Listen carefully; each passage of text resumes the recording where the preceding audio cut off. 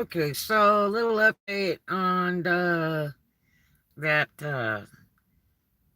person inquiring about doing totally rhinestone kids' shoes. So now she sent me a message back that says, uh, and I was figuring this was going to be a fleet of shoes for some show or something. It's a, it's actually she calls it a big kid's shoe, which a size two, and a big kid's shoe is like 7, 8 inches long.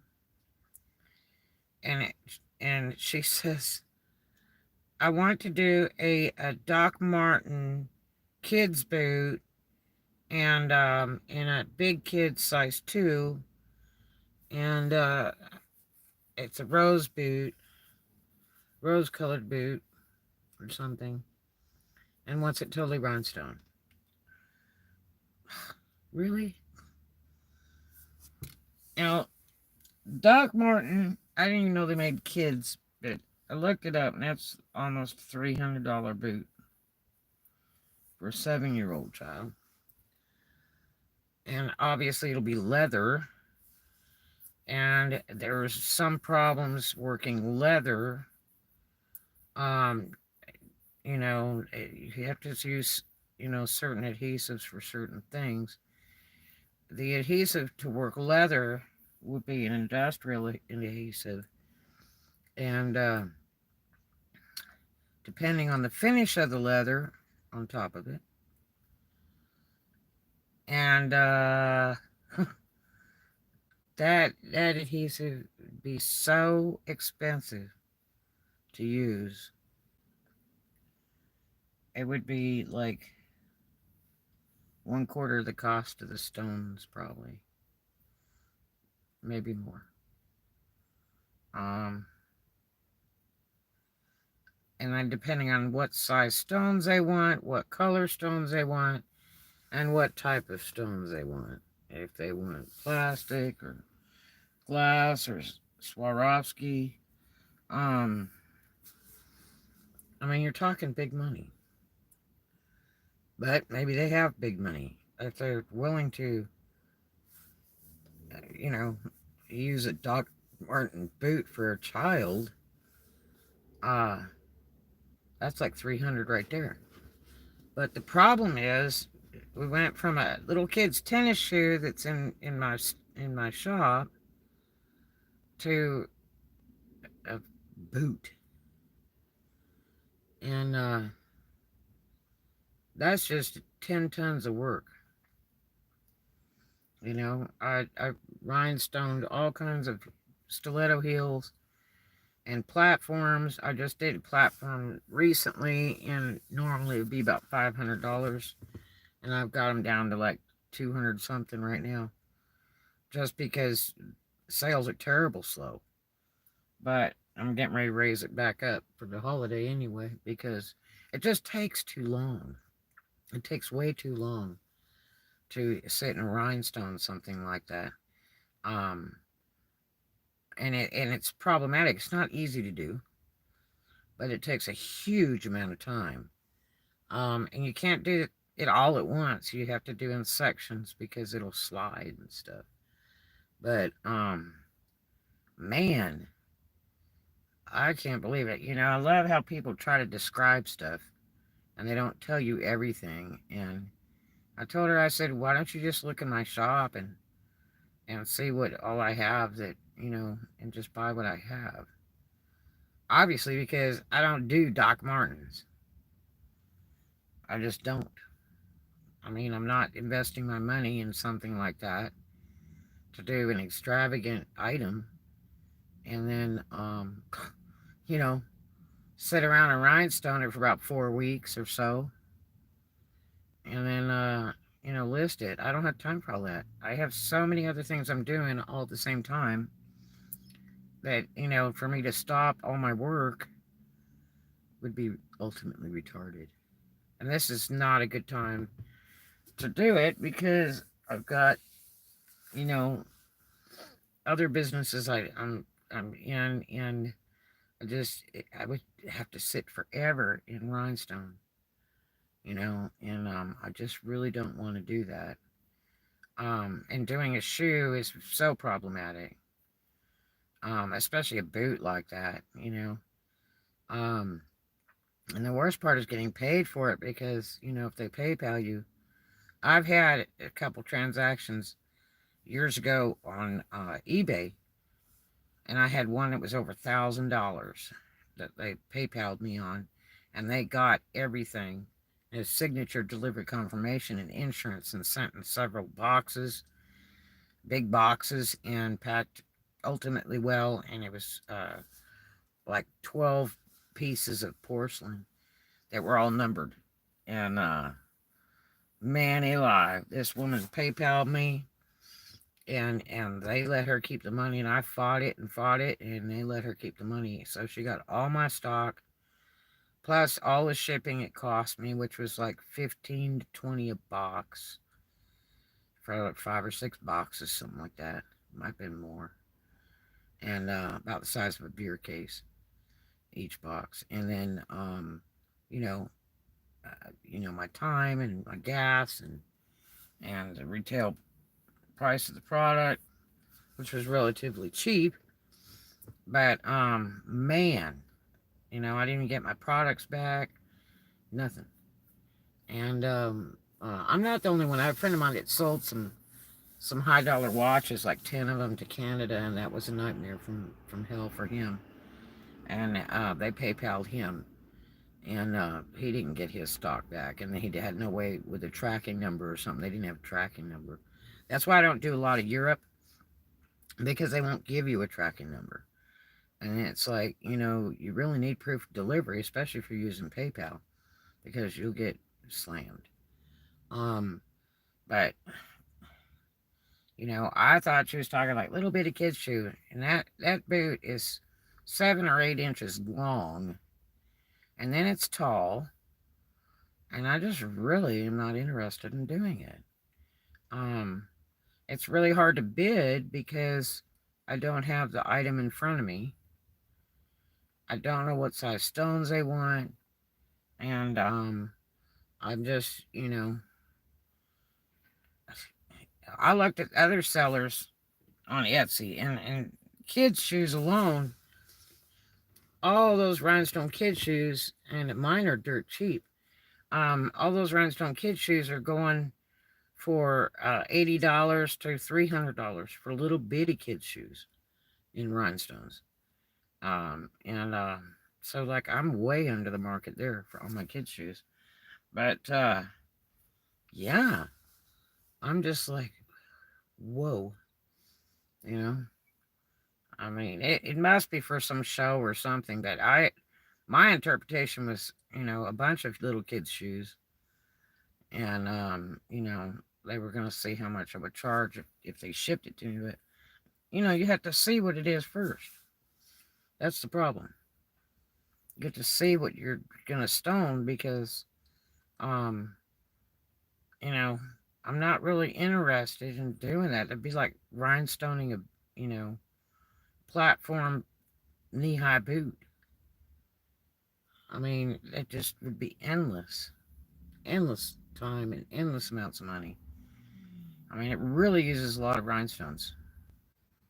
I would have to sit down and figure out how many rhinestones it takes to do just a platform shoe, like the ones I just did recently, because that's just a ton of stones, especially if you're laying them back to back. If you do spacing, it's a little less, but and it's easier with spacing. But when you've got to turn corners and go around different spots and stuff. Plus, it doesn't wear well. It really doesn't. Um, it can be very problematic, especially if you're doing the kids stuff, because they'll knock the toes out of it or the sides out of it. If it's just for a show, then it's not going to be a big problem. But that's what it kind of sounds like maybe for a talent show or something. Um, But, we're talking big money.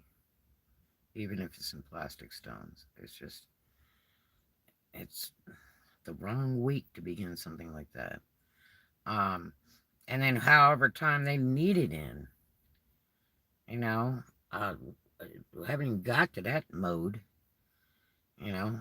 If they're talking a week or two, they're in a big bad daydream, you know. It just takes too much time. So I ought to look up and see if there's some Doc Martin rhinestone boots in a kid size too, and see what that goes for on the market, because they probably make them. It's probably like $1,000, you know. But I told her bottom line, and it, you know, uh, $250 just for the stonework, bottom line. But it just depended on the size of stones, color of stones, type of stones, and told her that Swarovski could be 3 to 4 times higher than that. I just couldn't give an exact bid. But I'm kind of thinking, I just looked it up. The big kids, like she said, big kids, which is not infant. Size 2 is, 7 or 8 inch long boot on the bottom. And that means it's going to be just as tall. Um, and I'm just not interested, you know. But yeah, my oh my, I just don't know. But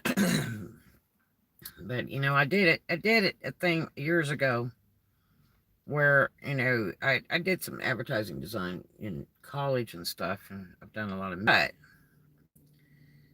uh, the thing is that I had a lady with an antique, old Victorian house.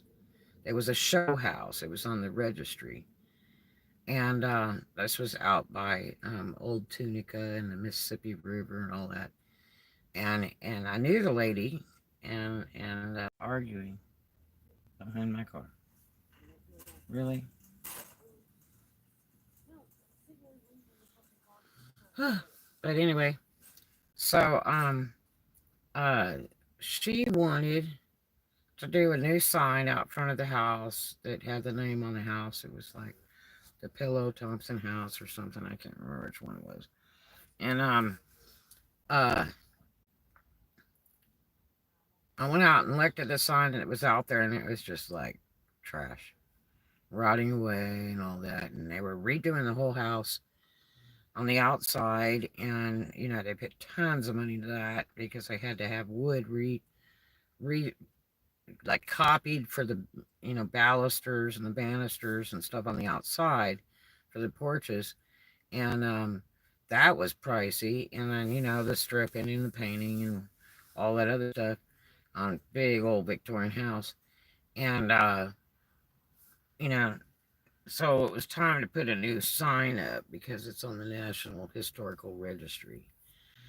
And so we went out on the lawn, looked at it, and it was in a bad spot because when it rains, it just erodes the dirt and everything else. And basically, I was like, well, the posts are going to have to be redone unless you bring wrought iron in.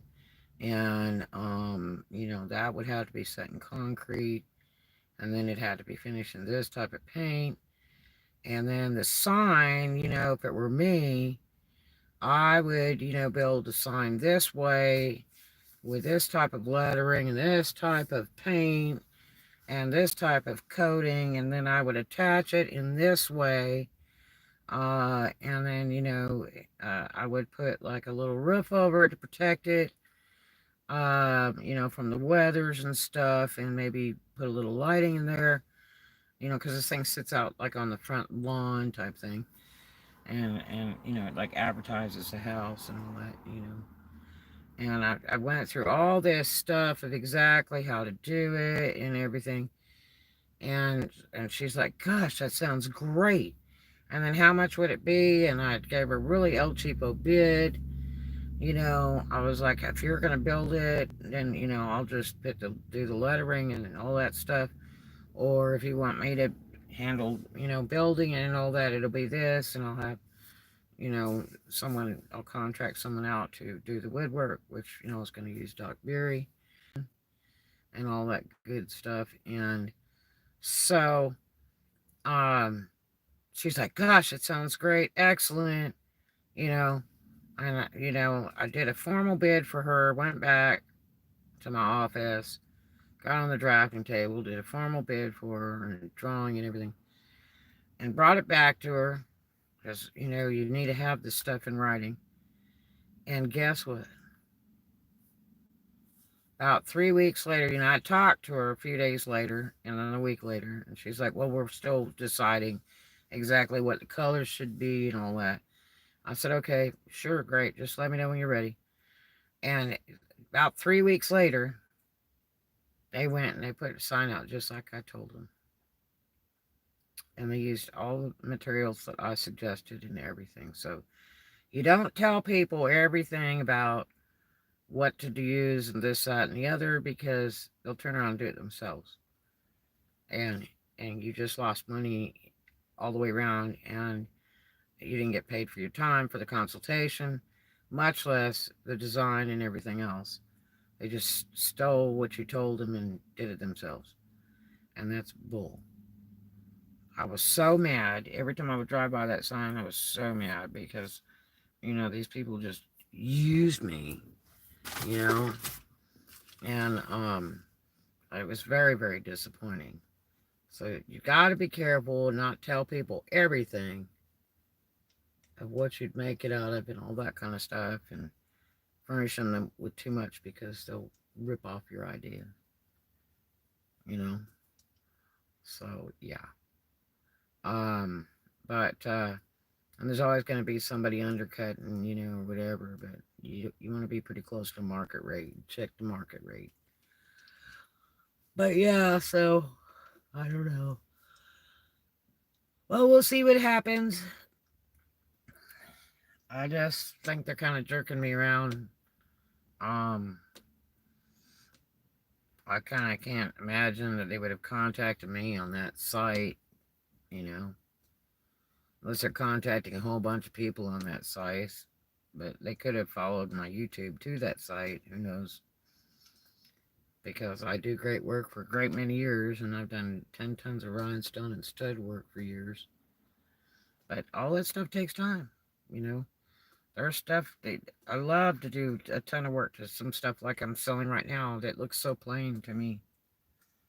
I mean, I can do some outrageous, band outfits and ice skating outfits and all kinds of stuff like that, and prom gowns, wedding gowns. I've done it all with all the bead work and everything else. Um, I did, you know, talking about this lady when I did the other vlog where she said, "I'll ship you the shoes and then I want you to cover them in rhinestones." And so I'm thinking, like this is going to be, she says, kids' shoes. And it's like, I'm thinking, 5 or 6 pairs for, some group that's performing or something, or a kids' show, some kind of thing. And it reminds me of I've had people say, "Look, can you make me the same outfit that you've got here on the rack and I'll bring you the fabric?" And it's like, no. Because I'm kind of like a mechanic. My money comes from my parts, my supplies, my labor, and I get fabric in quantity, and I'll buy an entire bolt because I know it's a good fabric that I would use extra the fabric and whatever. And, you know, I'm going to make it from my own stock. Because, sometimes I get stuff like on closeout, which would work out to about $1 a yard. And for, high dollar velvet, that's usually $30 a yard. But I bought the whole bolt, and then sometimes I pay $30 a yard. And so it kind of, equals the price out for all my velvets because I've got it, some of them reasonable price and some not. Um, it's just like getting, sales on stones. When I buy a huge amount of bulk, I get it a lot cheaper. Um, but it's costly instead of buying just what you need. But I had a girl one time that I knew very well that bought a lot of clothes from me for several years in Huntsville, and she said, I'm gonna get married. I'd love you to do my gown. And I was like, well, I can do it, but you're talking money. The next time I came down to Huntsville, she said, yep, I'm marrying this guy for sure. And this guy was a real nice guy, and he had a construction company and stuff, owned his own house. I mean, it was amazing. So, uh, she says, I got a gown. Oh, okay. Well, that's problem solved. Something I don't have to do because it would stop my work and take time. And so she says, you coming tomorrow night? I'm like, yeah, I'll be around this time, whatever, give me a ring. And it just depends what time I get done with all these different clubs, then I'll get to your club. So I got to her club about 8 o'clock. This was at a club called Cats out at Meridianville. And walked in, and she said, I've got it, I've got it. And I guess she went in the back. It was in the office or something. She brings this gown out on the main floor, and I'm looking at this gown. I'm like, wow, that's pretty. And she said, yeah, I just had to have this certain kind of gown. And so she puts it on, and it doesn't fit. And now this girl's like 6 foot tall, and she's, kind of thin and not very chesty, but the gown was tiny. Couldn't zip it up past the waist. And I said, well, I mean, it doesn't zip up. And she's like, well, modify the entire gown to get to that. And I said, that means I'm going to have to yank the zipper. And that's the first nightmare from hell. And she's like, oh, no, I want you to do my gown. I want you to do my gown. And so that was a modification right there. Then she wanted like pearl buttons all the way up the front from like the waist. Some big giant buttons. And I said, well, okay, we can do that. Then next thing you know, it's like she wants hand-sewn pearls and rhinestones, like about 500 of them, kind of down the sides and the front. And then, I don't know what else was on there that had to be done. But it was like a pain in the butt. And I'm like, yeah, I can do it, but, it's going to be like this much money, and then, I just don't know. So she gave me the gown, and then I took it over to Jerry Vaughn's mom's house. She was like, a second mom to me. She's super neat. And I went out there, and she always did a lot of handwork. And she loved doing quilts and all that kind of stuff. I said, boy, I got something maybe you'd like to do. And she said, what? And I said, I need all this stuff sewn on here. And then, she wanted to have some lace up, like lace up sides or something. She wanted that too. So I had to do a bunch of modification to this gown. And so I told Mom Vaughn, I said, look, how would you feel about sewing a bunch of this little stuff on here? And what would you charge me? And how long would it take? She says, well, it'd be like, she looked at it and looked at it. She said, like $100 or something like that. And I think I ended up giving her like 150. I tipped her 50. But man, I didn't want to do the work, And then also, if you ever want to have somebody do stuff like that again, if you give them extra, then they feel more worth it. And then, the next time you ask them to do something like that, then, they're willing. But, I mean, she would sit on it like from morning till night, till it was done. I mean, I know how she does. And so, anyway, I called the girl and I said, well, I'm figuring it's going to be this, and the modifications will be this, but I'm not cleaning it. So you're going to have it clean before you wear it on your wedding. And she's like, that'll be fine, that'll be fine. I said, all right, I need half down. Okay, come by the club and I'll pay you. Okay. So I had it all in writing and everything. Went over there and she gave me half down in cash and gave me plenty of time to get it done in. I had a month's time to get it done in, but I was like, no, I'm doing it before I leave town. And sometimes, when I work in Huntsville, it's 2 days, it might be a week. But I wanted the thing done and gone. And so I got it all done.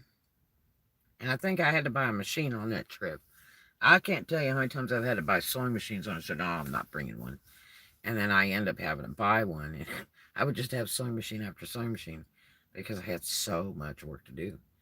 And I really don't like sewing on the road, but if there's a lot of money to do so, I'm going to buy a machine. So, anyway, uh, got the gown done and it looked absolutely tremendous. And take it to the club. She tried it on and it was just, I mean, breathtaking. It looked like something out of the 1940s. Really neat looking. And she ended up paying me pretty good money. I think she ended up paying me like $300 or $400. And so she was really excited, and she said, "God, I don't know. I might have wanted a few more bows over here or something, or maybe a little more, of the pearl stuff on there, the pearl beads or whatever." And I said, "Well, just let me know. I'll be back in town soon." After about a week, she called me. I was back in Memphis, and she says, "Look," she says, "Red, I want to put like more beads on the gown." I said, "Well, I'm not there. I'm in Memphis. I mean, if you want to ship it to me, that's cool. I want to ship it back." I said, "Otherwise, I'll be down there in like another week." She says, "Well, then I'll just wait for you because we're getting married in just a couple weeks." I said, "Okay." So, saw her the next time I come down to Huntsville. I called her, went by her house, and boy, he had a really nice house, that guy. And went by and saw her in the daytime before I went to work. I just got in town. She says, "I want like more beads over here and some more of these beads over here." And I'm like, oh, Christ. So, and then more buttons down the front, just big button things down the front. And I was like, okay. I said it'd be like this much money. She said, all right. So she went and handed me all the money. I don't think I've told her like another $100 or some crap or something, or another 150. And I was like, man, you could have bought a nice gown instead of reworking this one here. No, no, no. You promised you'd do my wedding gown, and I really wanted you to do it. I'm okay. Took the gown again, drove out to Fayetteville, Tennessee, went to Mom Vaughn's house, and I said, okay, here's this gown again. Do you want to do some more beadwork on it and stuff? She's like, sure. And I said, how much do you want to do this much on here? Because she wants this on here and this on here. And she says, well, $50. And I said, okay, how long will it take? She says, well, just when I get it done, it might be, half a day, 2 days, I don't know. I said, that's good enough. And I said, she's given me at least 7 days here. So I said, she said, "Oh, well, I can do that." I said, "Well, that'll be fine." So left the gown with her and gave her half the money. And the gown was done like the next day, and it looked pretty outrageous. It really did. And so I took and went and picked up the gown. I gave her, I guess, another 50 and another 50 on top of that tip, and got the gown. It looked pretty incredible. I would have never done all that work. There's no way. No, sir. No how. Um, I did a big runway gown for a beauty pageant for one of my daughters, and that was a really cool gown. And that was a bunch of work, and I did that all by myself. And it's like I did that for my kid, you know. But anyway, so I just don't do a lot of that kind of work unless they have humongous money. I saved it for my kids for the really good stuff. But anyway, so the gown was pretty tremendous. Um, Definitely, movie star quality or something, or like royalty. So then, uh, next thing you know, I came back to Huntsville a few weeks later, and she wanted to show me all her pictures of her wedding and everything. Do you know that they got married in the courthouse? She wore that gown to the courthouse to get married to this guy. It, and that was it. All that just to go to the courthouse and get married. And I mean, I should have charged her way more than that, but this girl was a regular customer of mine, and she was always good for $1, $2, or $500 every time I go down there. To buy. She mostly bought gowns for me, and mostly all long gowns. She's very classy showgirl, and yeah.